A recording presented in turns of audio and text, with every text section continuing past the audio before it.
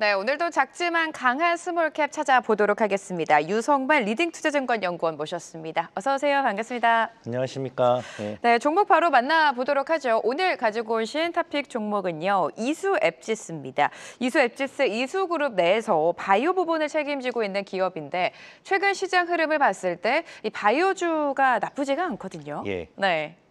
이수앱지스 기업 설명해 주실까요? 예, 그래서 일단 이수 앱지스는요. 주로 하는 게 희귀 의약품 위주로 일단 개발을 진행해서 판매까지 하고 있습니다. 네. 원래는 이수화학의 그러니까 대주주인 이수화학의 사업부로 시작했다가 분사를 해서 했고요. 그러다 보니까 최대 주주가 그 이수화학입니다. 예, 그래서 일단 탄탄한 이런 그룹사 재무 구조를 보유하고 있고 이수 앱지스는 크게 일단 세 가지 제품으로 일단 매출이 구성되는데요. 첫 번째는 앱서틴, 두 번째는 파바갈, 그리고 세 번째는 클로티냅으로 일단 구성이 되고 있습니다. 네, 매출 구성을 설명해 주셨습니다. 이제 하나하나 체크 포인트를 짚어보도록 할 텐데 이수앱지스의 체크 포인트 먼저 만나보도록 하겠습니다. 앱서틴과 파바갈의 해외 확장세라고 말씀해 주셨는데 큰 매출 비중을 차지하고 있는 두 종목인 것 같습니다. 이 파바갈과 앱서틴 해외 시장 어디에 주목하고 계십니까? 예, 그래서 일단 간단히 말씀드리면 앱서틴이란 거는 병 중에 고셔병이라고 있습니다. 선천적 유전 질환 때문에 생기는 건데요. 이게 한 번 걸리면 우리나라 국내 환자 기준으로 1인당 한 해에 한 2억 원 정도의 치료 비용이 듭니다. 그래서 이제 각 국가별에서도 하는데, 그래서 이제 이거 관련해서 이제 글로벌 의약품의 이제 라이센스 만기가 끝나면 이제 여기 그 이수 앱지스가 자체 개발을 해서 국내에서는 일단 마켓 시어가 한 50% 정도 됩니다. 근데 이걸 넘어서 해외로 판매가 지금 최근에 빠르게 증가하고 있는데요. 특히 메나 지역, 미들이스트, 노스 아프리카, 그러니까 중동이랑 그리고 북아프리카 여기에 중남미 지역으로 주로 앱서틴의 일단 매출이 확장되고 있습니다. 이유는 성능은 글로벌 제약사 그 경쟁사들과 비슷한데 가격은 더 훨씬 저렴한 80% 정도 수준입니다. 그러다 보니까 이런 중동, 북아프리카 그리고 중남미 지역에서 동사 앱서틴에 대한 수요가 빠르게 증가하고 있습니다. 그다음 두 번째 이제 그 파바갈은요, 똑같이 선천적 유전 결함을 가진 질병 중에 파브리병이라고 있습니다. 네. 예, 그 파브리병 이것도 점점 이게 그 진단 기술이 점점 이렇게 그 발전되면서 확진자가 점점 늘어나고 있는데요. 이거 관련해서도 작년부터 이제 그러니까 정확히 23년부터 해외 매출이 발생하기 시작했고 특히 24년도는 대만의 그 제약 유통사와 이렇게 계약을 맺으면서 해외 관련 매출이 23년 대비 2배 가까이 증가했습니다. 따라서 특히 앞으로 이 파바갈 같은 경우가 글로벌 파브리병의 이런 그 확장 및 그리고 진단자 수의 증가로 인해서 앞으로 동사의 새로운 성장 동력이 되지 않을까 이렇게 보고 있습니다. 네, 성능은 비슷한데 가격이 저렴하기 때문에 중동과 같은 해외 시장에서 좀 선방을 하고 있다라고 강조해 주셨습니다. 네. 두 번째 체크 포인트도 만나볼 텐데요.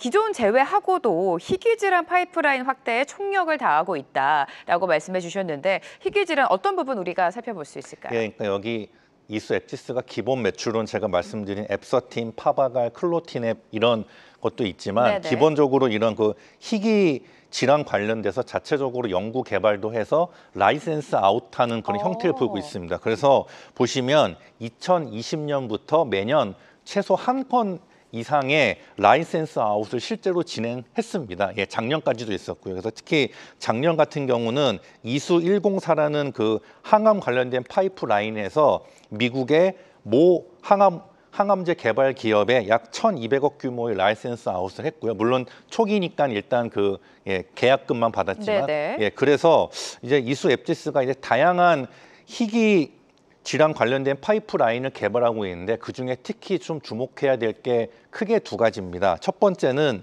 이수 203이라 해서 알츠하이머, 그러니까 치매 관련된 이런 건데 이거는 기존의 알츠하이머 치료제와 병용 투여가 일단 가능합니다. 예, 그래서 이게 일단 잘 되면 또 동사의 새로운 수익원으로 자리 잡을 수 있고요. 두 번째는 아까 말씀드린 항암 관련된 이수 104인데요. 요거는 작년에 라이센스 아웃을 했지만 또 이 기존과는 다른 치료 방식, 예를 들면 ADC 이런 방식으로 하면은 또 추가적인 라이센스가 가능하기 때문에 일단 당장 이게 라이센스 아웃이 가장 높은 확률로 보면은 이수 104에 대해서 기존과 다른 방식의 라이센스 아웃이 가능하기 때문에 뭐 아직 제가 확신할 수 없지만 빠르면 올해 하반기 내에 잘만 되면 추가적인 라이센스 아웃 관련된 계약이 일단 진행될 수 있기 때문에 이런 측면도 한번 여기 이수 앱지스의 추가적인 이런 성장 모멘텀이랄 수 있겠습니다. 기존 제품 외에도 희귀질환 파이프라인 확대에 주력을 하면서 계속해서 라이센스 아웃을 하고 있다는 점 당연히 주가에 긍정적인 포인트로 작용을 할 것 같습니다. 최근 이렇게 계속해서 수출국을 확대시켜 나가고 있고 강달러도 좀 수혜로 작용을 할 것 같은데 실적도 우리가 살펴봐야 될 것 같아요. 예, 그래서 여기 실적 보시면요. 아마 이거 보시는 시청자분들이 이게 뭐 희귀 의약품하고 그렇게 규모가 크지 않은 제약사면 실적이 적자 아닐까? 네, 다들 그런데 그런데요. 네. 한번 이렇게 여기 딱 표 보시면요. 실적이 생각보다 아주 좋아요. 탄탄하네요. 예, 그래서 네. 특히 2024년도 작년 보시면요. 매출액 603억 원에 영업이익이 134억 원을 기록했습니다. 예. 그래서 제가 일단 물어본 게 아니 일단 흑자의 규모도 큰데 매출액 대비 영업이익률이 상당히 좋지 않습니까? 네. 그래서 제가 물어보니까 물론 기본적으로 기존 제품들이 판매가 잘 되는 것도 있지만 특히 우리나라가 보면 이 그 의약 그 제약 관련돼서 생산 기술이 점점 좋아지고 있지 않습니까? 그러면서 생산 기술이 발달되면서 이 그 제조 원가에 대한 제조 원가 비율이 지금 빠르게 낮아지고 있습니다. 예, 그래서 기본적으로 마진이 좋아지고 있고요. 그러면 지난번 실적은 얼마고 올해 예상 실적은 얼마인가 제가 한번 추정해 보니까 올해 예상 매출액은 713억 원, 그러니까 전년 대비 한 약 18.3% 증가하고 영업이익은 164억 원, 그러니까 전년 대비 한 22.4% 정도 증가하는 것으로 일단 예상이 됐습니다. 그래서 실적이 증가하는 이유 중에 가장 큰 거는 아까 말씀드린 그 파브리병의 치료제인 파바갈이 글로벌하게 빨리 확진이 되면서 그에 따른 수요 증가로 파바갈의 매출 성장 그리고 기본적으로 앱서틴과 그리고 안정적인 매출을 해주는 클로티냅 일단 이거에 의해서 되고 혹시라도 플러스 알파가 돼서 라이센스 아웃이 되면 여기에 실적이 플러스 알파가 되기 때문에 실적 측면에서는 전혀 걱정하실 필요가 없다고 말씀드리고 싶습니다. 네, 파바갈이 효자 역할을 하고 있는 것 같습니다. 예. 해외 시장 모멘텀이 좀 탄탄하고 수익성 개선까지 이끌고 있다. 투자 포인트 잡아주셨고요. 그렇다면 이제 차트적인 분석으로 들어가서 최근에 뭐 시장의 변동이 워낙에 컸기 때문에 이수 앱지스 역시 좀 상승과 하락을 오가긴 했습니다. 오늘 장에서 조금 전까지만 해도 좀 부진한 흐름을 보였었는데 현재 한 2% 넘게 상승세를 보여주고 있습니다. 앞으로 어디까지 상승의 룸을 보고 계십니까? 예, 그래서 저는 일단 기본적으로 아까 말씀드린 앱서틴, 파바갈이 일단 분명 실적이 성장세가 계속 될 거고요. 그리고 클로티덴 같은 거는 연간 한 50억 정도 이상의 매출을 계속 꾸준하게 해줄 것으로 보입니다. 그러면 기본적으로 제일 큰 성장이 이제 파바갈과 앱서틴이 얼마만큼 해외에서 매출이 증가해 주느냐, 그게 첫 번째고 두 번째는 아까 말씀드린 희귀질환 파이프라인 관련돼서 당장 좀 기대가 되는 이수 104가 언제 라이센스 아웃할지 그리고 이 치매 관련된 알츠하이머 관련된 이수 203의 그 라이센스 아웃 여부 이게 일단 가장 하기 때문에 저는 보면 최근에 아까 처음 말씀했다시피 최근 그 제약 바이오주의 흐름이 상당히 나쁘지 않죠. 예, 나쁘지 않기 때문에 저는 오히려 이렇게 이수 앱지스 같이 오히려 재무 구조가 탄탄하고 이렇게 좀 실적 때문에 주가가 하방이 있기 때문에 저는 오히려 지금 시가총액 수준이 기존 여기에 회사의 펀더멘탈이나 비즈니스 모델 대비 이제 하방을 충분히 이제 다지지 않았나 보고 있습니다. 저는 그래서 조금씩 이렇게 좀 스터디하시면서 비중을 늘려가시면 어떤가 보고 있습니다.